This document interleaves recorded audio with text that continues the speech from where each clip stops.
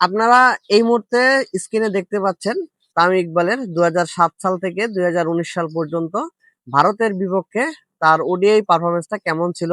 আসসালামু আলাইকুম, বিডিকে আড্ডার পক্ষ থেকে আমি রকি আছি আপনাদের সাথে। এই মুহূর্তে যারা আমার এই ভিডিওটি দেখছেন সবাইকে জানাচ্ছি আন্তরিক শুভেচ্ছা এবং অভিনন্দন।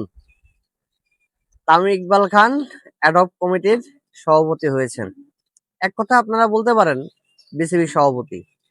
তো আমি আসলে আজকের আমার কন্টেন্টে বানানোর উদ্দেশ্য হচ্ছে, আমি তামিম ইকবালকে যে অনেক মানুষ বিভিন্ন ভাবে যে ট্রল করতেছে, আমি ভাই সেটা নিয়েও কোনো কিছু বলবো না।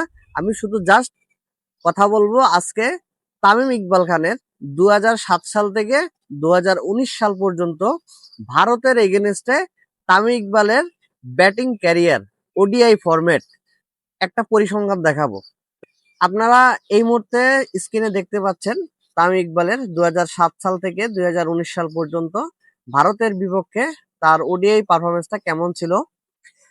উনি 18টা ইনিংস খেলেছেন, রান করেছেন 596, গড় 33.11, স্ট্রাইক রেট 84.90, দ্যাট মিনস আপনি বলতে পারেন যে 85, এবং সর্বোচ্চ রান করেছেন 70।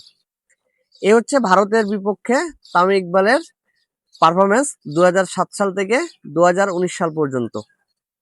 এই পারফরমেন্সটা কারো কাছে ভালো লাগতে পারে, কারো কাছে খারাপও লাগতে পারে, তবে আমি একজন ক্রিকেট ফ্যান হিসাবে বলতে পারি এতটুকু যে তামিম ইকবালের ভারতের বিপক্ষে মোটামুটি ভালো পারফরমেন্স। আমি আবার কথাটা বলতেছি, এটা কিন্তু এই যে পরিসংখ্যানটা দেখাচ্ছি আপনাদেরকে 2007 সাল থেকে 2019 সাল পর্যন্ত, এবং এই পরিসংখ্যানটা কিন্তু আপনার ইএসপিএন ক্রিক ইনফোর ডেটা অনুসারে আমি এখানে তুলে ধরছি।